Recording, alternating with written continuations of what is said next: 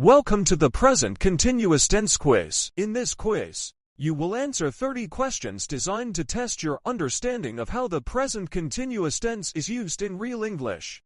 This tense is used to talk about actions happening right now, temporary situations, and current trends. Each question has one correct answer, so read carefully and choose the best option. Take your time. Focus on the verb forms am, is, are plus verb-ing, and think about the context of each sentence.